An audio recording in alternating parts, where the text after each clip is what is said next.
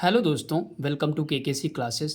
कैसे हो आप लोग? उम्मीद करता हूँ स्वस्थ होंगे और अपनी लाइफ को एंजॉय कर रहे होंगे। दोस्तों, आज हमने क्लास 10th का एक महत्वपूर्ण टॉपिक लिया है, अम्ल क्षारक एवं लवण। ओके दोस्तों ये बोर्ड एग्ज़ाम के लिए बहुत ही महत्वपूर्ण टॉपिक है।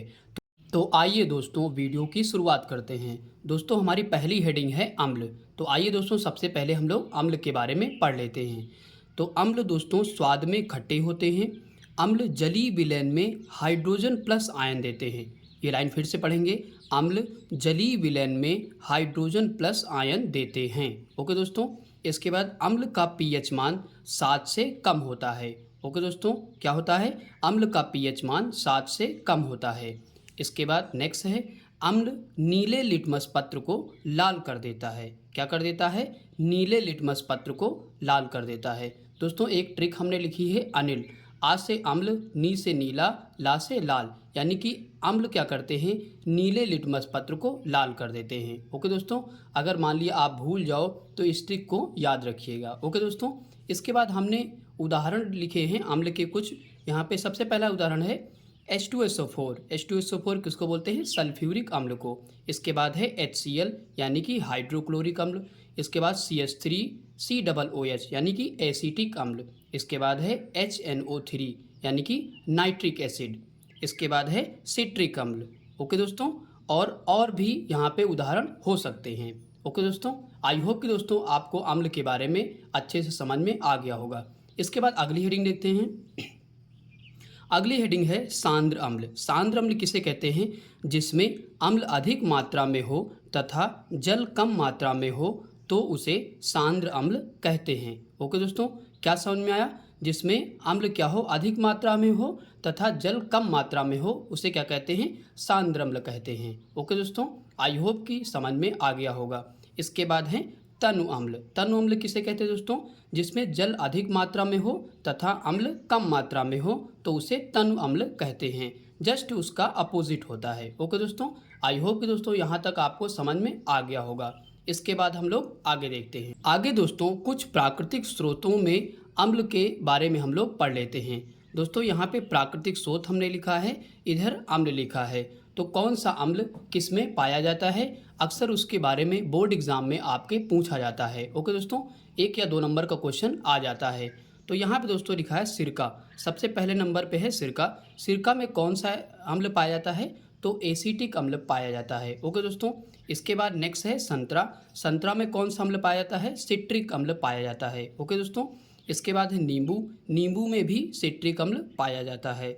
इसके बाद है इमली। इमली में कौन सा अम्ल पाया जाता है दोस्तों? टार्टरिक अम्ल। कौन सा अम्ल? टार्टरिक अम्ल इमली में पाया जाता है। इसके बाद नेक्स्ट है टमाटर। टमाटर में कौन सा एसिड पाया जाता है? ऑक्सैलिक अम्ल पाया जाता है। कौन सा? ऑक्सैलिक अम्ल। ओके दोस्तों, इसके बाद है बिच्छू के डंक। बिच्छू के डंक में कौन सा अम्ल पाया जाता है? फार्मिक अम्ल पाया जाता है। फार्मिक अम्ल को हम लोग क्या बोलते हैं दूसरे नाम से? मेथेनोइक अम्ल। अगर आपके एग्जाम में मेथेनोइक अम्ल आ जाए तो कंफ्यूज नहीं होना है, फार्मिक अम्ल को ही मेथेनोइक अम्ल भी बोलते हैं। ओके दोस्तों, जो कि बिच्छू के डंक में पाया जाता है। इसके बाद नेक्स्ट हमारा है चींटी के डंक में। चींटी के डंक में भी दोस्तों कौन सा अम्ल पाया जाता है? फार्मिक अम्ल पाया जाता है। इसको भी मेथेनोइक अम्ल ही बोलते हैं। ओके दोस्तों, इसके बाद है दूध या दही। दूध या दही में कौन सा अम्ल पाया जाता है? लैक्टिक अम्ल पाया जाता है। ओके दोस्तों, कौन सा अम्ल? लैक्टिक अम्ल। इसके बाद नेक्स्ट है सेब में। सेब में कौन सा अम्ल पाया जाता है? तो मैलिक अम्ल पाया जाता है। ओके दोस्तों, इसके बाद चाय। चाय में कौन सा अम्ल पाया जाता है? टैनिक अम्ल पाया जाता है। कौन सा अम्ल? टैनिक अम्ल। ओके दोस्तों, इसके बाद नेक्स्ट है मक्खन में दोस्तों कौन सा अम्ल पाया जाता है? ब्यूटेरिक अम्ल पाया जाता है। कौन सा अम्ल पाया जाता है? ब्यूटेरिक अम्ल। आई होप कि दोस्तों ये आपको समझ में आ गए होंगे। ओके दोस्तों, आइए दोस्तों इसके बाद हम लोग अगली हेडिंग देखते हैं। दोस्तों, अगली हेडिंग हमारी है क्षारक। तो आइए दोस्तों सबसे पहले हम लोग क्षारक के बारे में जान लेते हैं। क्षारक स्वाद में कड़वे होते हैं। क्षारक दोस्तों कैसे होते हैं? तो स्वाद में कड़वे होते हैं। ओके दोस्तों, इसके बाद क्षारक जलीय विलयन में OH ऋणायन देते हैं। मतलब क्षारक जो है जल में घुलकर कैसा आयन देते हैं? तो OH ऋणायन देते हैं। ओके दोस्तों, इसके बाद क्षारक लाल लिटमस पत्र को नीला कर देते हैं। कैसा कर देते हैं? लाल लिटमस पत्र को नीला कर देते हैं। इसके बाद क्षारक का पीएच मान 7 से अधिक होता है। आप दोस्तों पीएच मान आपको पता होगा, 7 से जब अधिक होगा तो क्षारीय होगा, अगर किसी का पीएच मान 7 से कम है तो वो अम्लीय हो जाएगा। ओके दोस्तों, तो यहाँ पे क्षारक का पीएच मान क्या होता है, 7 से अधिक होता है। ओके दोस्तों, आई होप कि दोस्तों यहाँ तक आपको समझ में आ गया होगा।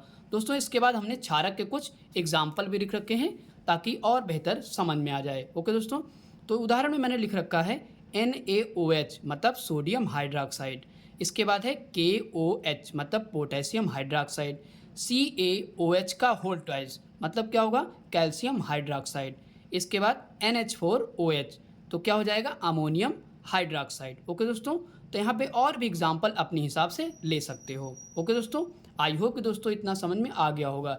इसके बाद अगली हेडिंग दोस्तों है क्षार। क्षार किसे कहते हैं, जल में घुलनशील क्षारक को क्षार कहते हैं। फिर से पढ़ेंगे, जल में घुलनशील क्षारक को क्षार कहते हैं। जैसे यहाँ पे उदाहरण में लिखा NaOH मतलब ऐसे यहाँ पे क्षार जो आसानी से जल में क्या हो, घुल जाएं, उसे क्या कहते हैं दोस्तों, क्षार कहते हैं। ओके दोस्तों, जिसमें से उदाहरण क्या है, NaOH मतलब सोडियम हाइड्रोक्साइड। ओके दोस्तों, आई होप कि दोस्तों इतना समझ में आ गया होगा। इसके बाद दोस्तों अगली हेडिंग हमारी है सूचक। आइए दोस्तों इसके बारे में जानते हैं।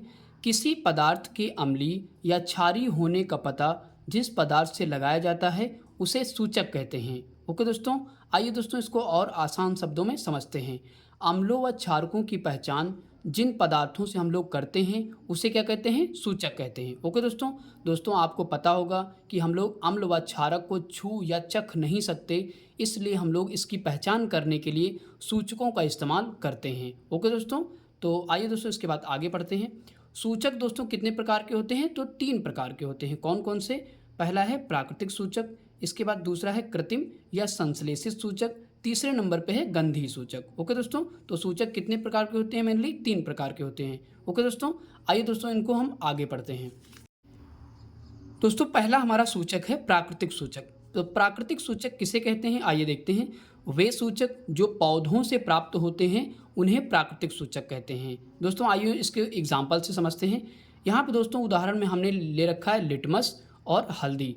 तो दोस्तों अगर हम लिटमस की अभिक्रिया अम्ल से करेंगे तो हमें कैसा प्राप्त होगा, लिटमस, तो लिटमस लाल हो जाएगा। ओके दोस्तों, अगर हम लिटमस की अभिक्रिया किससे करेंगे, क्षारक से करेंगे तो वो कैसा हो जाएगा, नीला हो जाएगा। ओके दोस्तों, अगर हम हल्दी की अभिक्रिया जो है अम्ल से करते हैं तो वो कैसी हो जाएगी, पीली हो जाएगी, मतलब उसका कलर जो है चेंज नहीं होगा, सेम रहेगा, क्योंकि ये दोस्तों आपको पता है हल्दी कैसी होती है, पीली ही होती है। ओके दोस्तों, इसके बाद अगर हम हल्दी की अभिक्रिया क्षारक से करते हैं दोस्तों तो वो कैसी हो जाएगी, लाल हो जाएगी। ओके दोस्तों, आई होप कि दोस्तों इतना आपको समझ में आ गया होगा। इसके बाद हम लोग दूसरा सूचक पढ़ते हैं। दूसरा सूचक दोस्तों क्या है, कृत्रिम या संश्लेषित सूचक। इसके बारे में दोस्तों क्या लिखा है देखते हैं।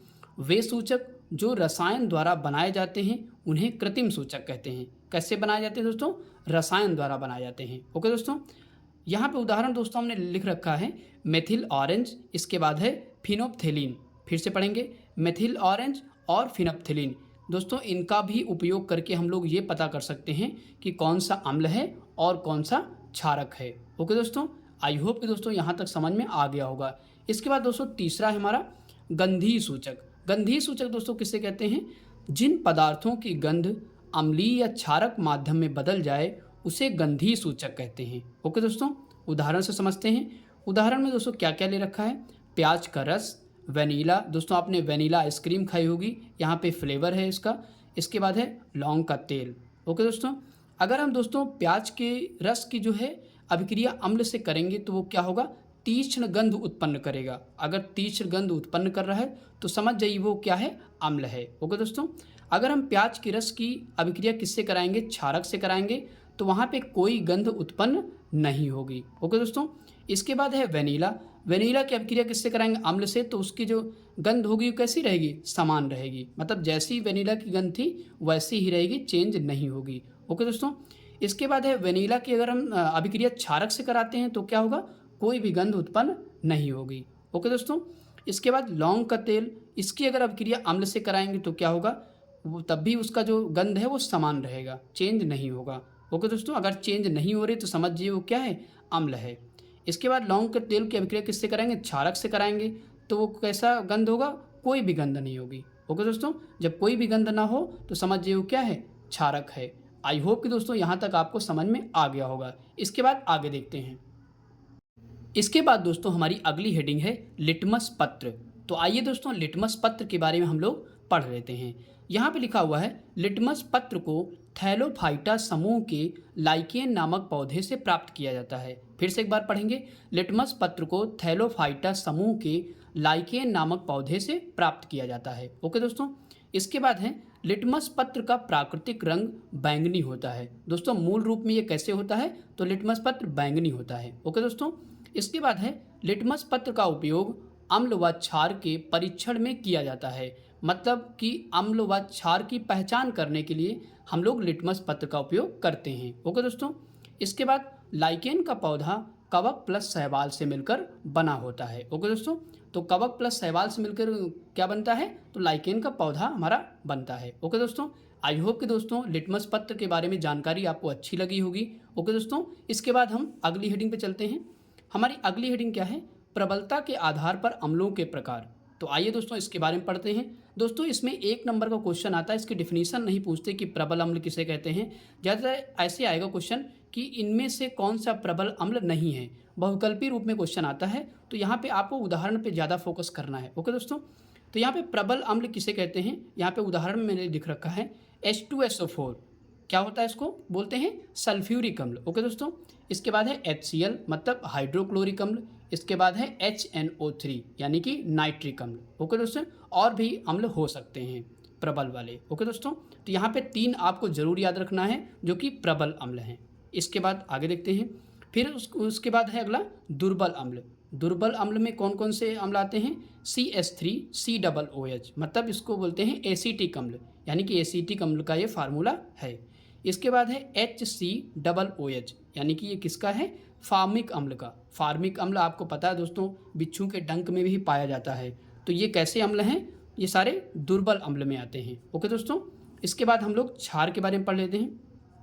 क्षार भी 2 तरीके के होते हैं, एक प्रबल क्षार होता है, दूसरा दुर्बल क्षार होता है। ओके दोस्तों। तो प्रबल क्षार में कैसे, यहाँ पे एग्जाम्पल देख लेते हैं। NaOH मतलब सोडियम हाइड्रोक्साइड। इसके बाद KOH है यानी कि पोटेशियम हाइड्रोक्साइड। CaOH का होल ट्वाइस मतलब कैल्शियम हाइड्रोक्साइड। तो ये कैसे दोस्तों क्षार हैं, तो प्रबल क्षार हैं। ओके दोस्तों। इसके बाद आगे देखते हैं दुर्बल क्षार कौन से होते हैं। पहला है यहाँ पे NH4OH यानी कि अमोनियम हाइड्रोक्साइड। इसके बाद है MgOH मैग्नीशियम हाइड्रोक्साइड। ये कैसे क्षारक हैं दोस्तों, तो दुर्बल क्षारक हैं और ये प्रबल क्षारक हैं। ओके दोस्तों। आई होप कि दोस्तों यहाँ तक आपको समझ में आ गया होगा। इसके बाद दोस्तों हमारी अगली हेडिंग है अम्लों के रासायनिक गुण। तो दोस्तों यहाँ पे अम्लों के रासायनिक गुण हम लोग देखते हैं। सबसे पहले यहाँ पे पॉइंट है धातु के साथ अभिक्रिया, यानी कि जब अम्ल धातु के साथ अभिक्रिया करेगा तो हमें क्या प्राप्त होगा। तो यहाँ देखते हैं अम्ल धातु के साथ अभिक्रिया करके लवण तथा हाइड्रोजन गैस बनाते हैं। यानी कि जब अम्ल धातु के साथ अभिक्रिया करेगा तो क्या प्राप्त होगा, लवण तथा हाइड्रोजन गैस प्राप्त होगी। ओके दोस्तों। आइए दोस्तों इसको एक एग्जांपल से समझते हैं। उदाहरण मैंने यहाँ पे लिया है, अम्ल प्लस धातु जब रिएक्शन करते हैं तो क्या प्राप्त होगा, लवण प्लस हाइड्रोजन गैस। तो यहाँ पे अम्ल में दोस्तों हमने क्या लिया, HCl ले लिया और प्लस धातु में सोडियम ले लिया। जब इन दोनों की हमने अभिक्रिया कराई तो क्या प्राप्त हुआ, लवण में NaCl यानी कि सोडियम क्लोराइड प्राप्त हो गया और प्लस हाइड्रोजन में यहाँ पे गैस में क्या प्राप्त हुआ, हाइड्रोजन गैस प्राप्त हो गई। ओके दोस्तों। लवण प्लस हाइड्रोजन गैस प्राप्त हो गई। आई होप कि दोस्तों ये आपको एग्जाम्पल समझ में आ गया होगा। ओके दोस्तों। इसके बाद हम लोग अगला पॉइंट देखते हैं।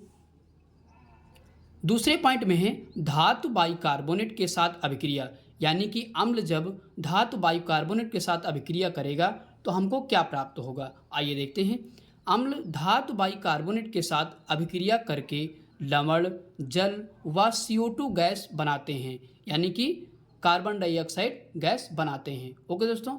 आइए दोस्तों इसको एक एग्जांपल से समझते हैं। यहाँ पे उदाहरण में दोस्तों क्या लिया है मैंने, अम्ल प्लस धातु बाइकार्बोनेट जब दोनों अभिक्रिया करेंगे तो क्या प्राप्त होगा, लवण प्लस जल प्लस कार्बन डाइऑक्साइड गैस प्राप्त होगी। ओके दोस्तों। तो यहाँ पे दोस्तों अम्ल में मैंने क्या लिया, HCl ले लिया और धातु बाइकार्बोनेट यहाँ ले लिया NaHCO3। ओके दोस्तों। जब इन दोनों की मैंने अभिक्रिया कराई तो क्या प्राप्त हुआ, लवण में NaCl यानी कि सोडियम क्लोराइड और जल में H2O और इसके बाद इसके बाद क्या प्राप्त हुआ, CO2 गैस प्राप्त हुई, यानी कि कार्बन डाइऑक्साइड गैस। ओके दोस्तों, तो आई होप कि दोस्तों ये आपको समझ में आ गई होगी अभिक्रिया। ओके दोस्तों, इसके बाद आगे देखते हैं। इसके बाद तीसरे पॉइंट पे है दोस्तों अम्लों के साथ धातु ऑक्साइडों की अभिक्रिया। आइए दोस्तों इसको समझ लेते हैं। अम्लों के साथ अगर हम धातु ऑक्साइडों की अभिक्रिया कराते हैं तो क्या प्राप्त होता है। यहाँ पे पढ़ते हैं, सभी धातु ऑक्साइड क्षारीय प्रकृति के होते हैं, इसलिए ये अम्ल के साथ अभिक्रिया करके लवण तथा यानी कि लवण एवं जल बनाते हैं। ओके दोस्तों, क्या बनाते हैं, लवण एवं जल बनाते हैं। तो आइए दोस्तों एक रिएक्शन से समझते हैं, यानी कि समीकरण से। तो उदाहरण में मैंने लिख रखा है धातु ऑक्साइड प्लस अम्ल, अगर दोनों अभिक्रिया करते हैं तो क्या प्राप्त होगा, लवण प्लस जल प्राप्त होगा। ओके दोस्तों, तो यहाँ पे दोस्तों धातु ऑक्साइड में हमने ले रखा है यहाँ पे CuO यानी कि कॉपर ऑक्साइड। ओके दोस्तों, प्लस 2HCl यानी कि अम्ल ले लिया हमने, कौन सा, HCl यानी कि हाइड्रोक्लोरिक अम्ल। जब दोनों की हमने अभिक्रिया कराई तो क्या प्राप्त हुआ, हमें लवण कौन सा प्राप्त हुआ, CuCl2 यानी कि कॉपर क्लोराइड प्राप्त हुआ। ओके दोस्तों, और प्लस H2 यानी कि जल प्राप्त हुआ। आई होप कि दोस्तों ये रिएक्शन आपको समझ में आ गई होगी। इसके बाद हम लोग आगे देखते हैं। इसके बाद दोस्तों हमारी अगली हेडिंग है उदासीनीकरण अभिक्रिया। तो उदासीनीकरण अभिक्रिया किसे कहते हैं, आइए दोस्तों इसको समझते हैं। वह रासायनिक अभिक्रिया जिसमें अम्ल तथा क्षार आपस में अभिक्रिया करके लवण तथा जल बनाते हैं उसे उदासीनीकरण अभिक्रिया कहते हैं। ओके दोस्तों, फिर से देखते हैं, एक बार फिर से पढ़ते हैं। वह रासायनिक अभिक्रिया जिसमें अम्ल तथा क्षार आपस में अभिक्रिया करके लवण तथा जल बनाते हैं उसे उदासीनीकरण अभिक्रिया कहते हैं। आइए दोस्तों इसको एक एग्जाम्पल यानी कि समीकरण से समझते हैं। यहाँ पे दोस्तों अम्ल प्लस क्षार, जब हमने इसको क्या किया, अभिक्रिया कराई यानी कि रिएक्शन कराया, तो क्या प्राप्त हुआ, लवण प्लस जल प्राप्त हुआ। ओके दोस्तों, तो अम्ल हमने दोस्तों यहाँ पे लिया HCl और प्लस क्षार हमने लिया NaOH यानी कि सोडियम हाइड्रोक्साइड।